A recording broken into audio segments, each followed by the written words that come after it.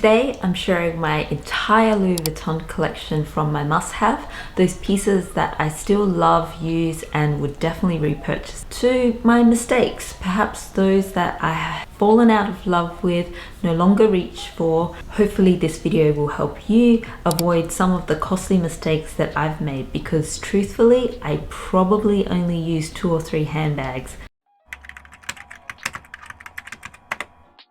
The first handbag that I want to share is the Alma BB. This was the very first handbag that I purchased during my first trip to Paris, so it has sentimental value and I think it's where my love of designer handbags began. The Alma was actually the second handbag that was created by Louis Vuitton after the Speedy. The design is inspired by the Art Deco movement. Rumor has it that it was actually designed for Coco Chanel, and then she gave permission to produce and sell the bag, and it has since become a classic over the last almost 100 years. What I love about the Alma BB is how structured it is. It maintains its shape even when it's empty, so I don't have to worry about storing it with tissue paper. It just holds its shape. Also, you can't really go wrong with the Damier Ebene canvas.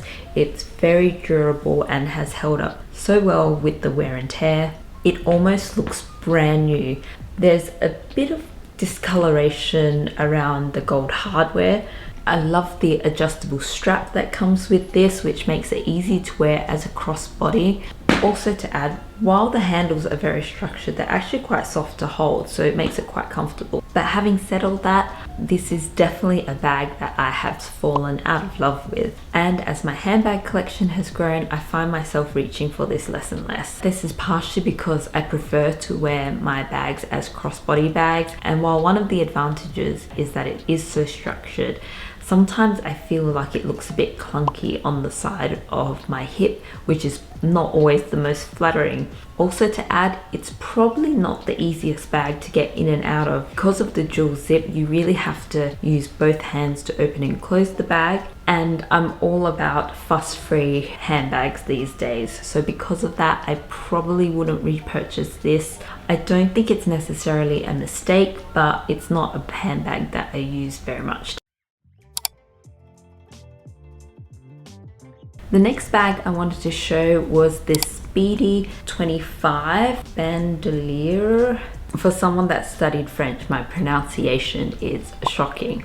The Speedy bag was originally known as the Express bag and designed to be a travel bag inspired by the fast transport during that time in the early 1920s and 30s. Over the years, I can see why it has become a classic piece and why there are so many different sizes, from the 25 all the way to the 40. I chose the 25 because even though this is one of the smaller bags in the Speedy collection, for me this is still quite a large bag. It has a very simple, no fuss interior, which has more than enough room to accommodate my daily essentials, from my wallet, phone, makeup, keys, and even more. I would definitely recommend, if you are looking at this bag, to look at investing in the version with the detachable strap. It makes it more comfortable, especially if you need to carry the bag throughout the day. Even though the Speedy is an iconic piece, I have well and truly fallen out of love with the bag. I find that it's almost too big for what I need, and my things get lost inside the bag, and I spend quite a bit of time rummaging through just trying to look for my phone or my keys. So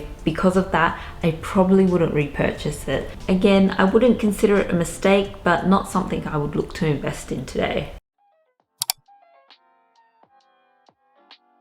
The next bag I wanted to share is the Croisette. I kind of want to say croissant, but I think it's pronounced Croisette. The Croisette bag is named after a famous promenade in Cannes, which is known for being very stylish and iconic, which perhaps explains the design.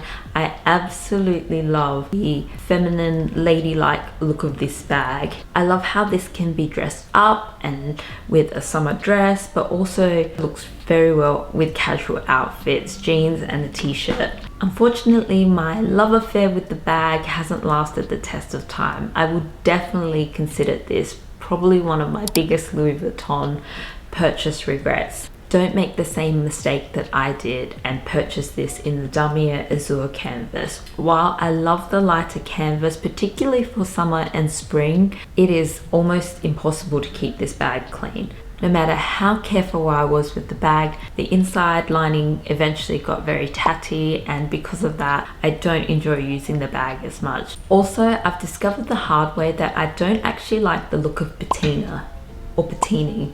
Is that a word? Where the Pochette leather turns from beige to a dark warm caramel orange over time. I actually don't like the look of it. I will definitely avoid the Damier Azure print because it's just too hard to keep clean and keep it looking new.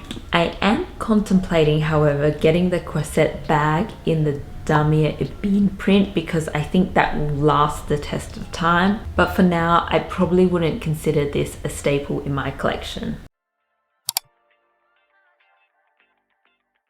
Next, I want to share my current daily handbag, and that is the Louis Vuitton Palm Springs Mini. As the name suggests, it was inspired by Palm Springs, so it has a cool, relaxed vibe.